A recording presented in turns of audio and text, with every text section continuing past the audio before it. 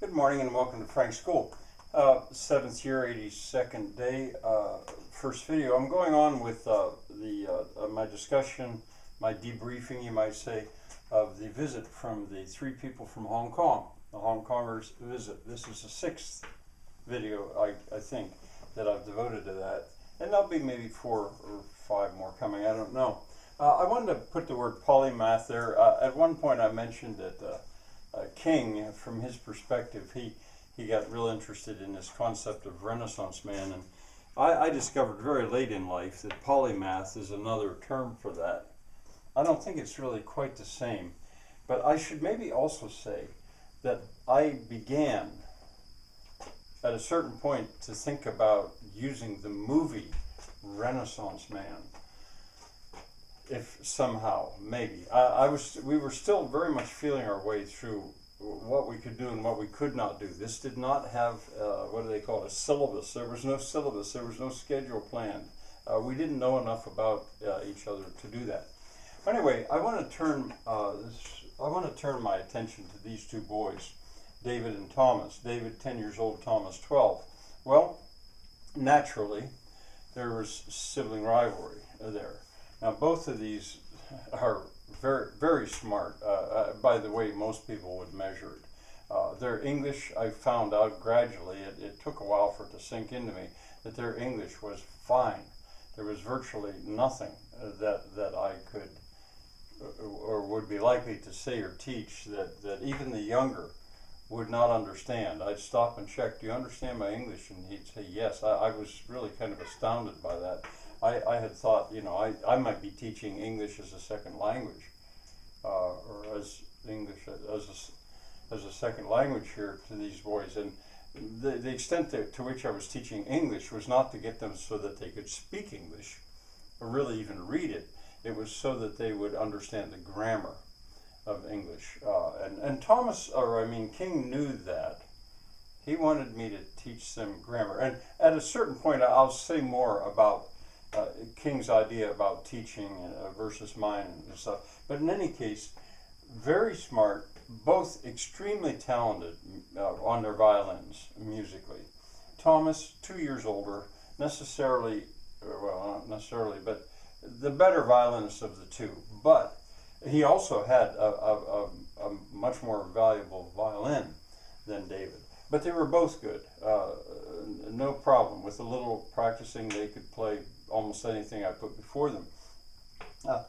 But what was new, though, was this sibling rivalry that was there.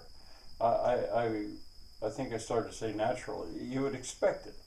But it was more than I had expected. It was stronger, and it became a factor. And then there was also the matter of the father-son relationship. The father getting along with his sons, and I mean, at one point he had several times before they came, he described his sons as spoiled. I sort of understood what he meant by that, but it was more extreme than I had thought. And as I got into the brief chronological survey, I say brief, I figured out that I would be able to do that, and I could probably serve them best if I went back to teaching the chronological survey of the humanities as far as I could, given a little strong as 3 weeks. How far could you go? It wasn't going to be enough. We started with grammar every day, with grammar and morphology and then syntax. So we diagram sentences. And the competing in competitive sentence diagramming was fun in a way, and that was sporting because it could be brother against brother. And that actually kind of worked out. But the point I was going to approach is that you can only do so much of that before I could see their minds getting full of what I was teaching. Their English was fine, but the description of the grammar, Reed Kellogg, is the proper name for American sentence diagramming. And they were taking notes and they were doing this, but you could see their minds getting full. Not so much the father, but look at the age. He is older than anybody I had ever taught before in any kind of a extended setting. David and Thomas were both younger than anyone that I had ever taught in any kind of extended setting. And you know, how to deal with that. Now, clearly King's attention span was way longer, but I had to be watching, because there comes a point, at least in my theory of teaching, where if you pass a certain attention span, you get that, what do they call it, diminishing returns. You can teach the material, but it's not going to go in. So I was watching that. Well, as I got into the brief chronological survey, very brief, I had to write that in boldface, I began to start, well, hold that thought. I decided to show them some videos early, before I think I maybe gotten into this that deeply. When I realized that they were extremely fine musicians and brothers, I thought, well, let me show them two cellos thunderstruck. I don't know the name of those two young men, but two brilliant cellists that play on stage, perform on stage together, and they do a piece called Thunderstruck, which is worth finding online. It's pretty funny, and they thought it was funny too, because the boys were virtually fighting with their, or the cellists were fighting with their music, and I thought, you know, if they were good-natured about this, these two boys could at least see that, and they liked it. They thought that was pretty funny. They asked to see it again. I also, in a similar way, showed them the Smothers Brothers. One episode of the Smothers Brothers, when they were playing with the Boston Pops. Again, brothers, highly skilled musicians, and working that brother thing. I had showed them that. And around the same time, I also showed them the Largo, these two guys, and then others, playing the Largo from Bach's Double Violin Concerto. And it had been a hope of mine that I could get them to play that, because there would be an instance of them together on their violins making such gorgeous music. I was not able to do that.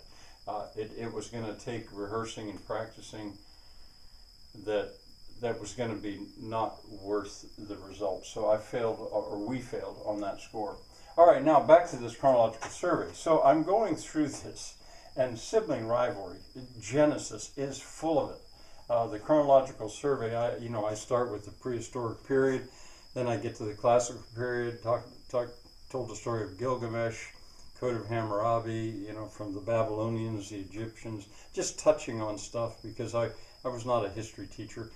I just wanted to make sure people had heard of these things, and most of them they had heard of, certainly not Gilgamesh and the Code of Hammurabi, but the Egyptian stuff, certainly. But when I got into Hebrew literature, ancient Hebrew literature, and the stories of Moses, they knew those. Well, as a matter of fact, they knew the stories in Genesis too. Their mother attends a Christian church, at least occasionally, and in any case, they knew those stories well. But Genesis is packed full of sibling rivalry, all the way from Cain and Abel, Joseph and the coat of many colors, Isaac and Esau. It's full. It not only, there's also the girls, Leah and Rachel and Leah. So it's packed full of sibling rivalry. And then the father-son relationship, that tension, not only in Genesis, but when I got to the Greek myths, packed full of it. From Adam in the Garden of Eden rebelling, that can be regarded as father-son. Certainly through Absalom going to war with his father. You get into the Greek literature, and there you've got Oedipus. And I always had taught the story of Oedipus Rex to my students anyway, and I taught.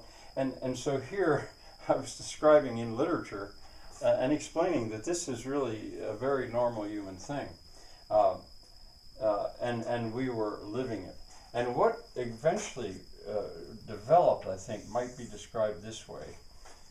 That family was working out this stuff, and they still are, no doubt.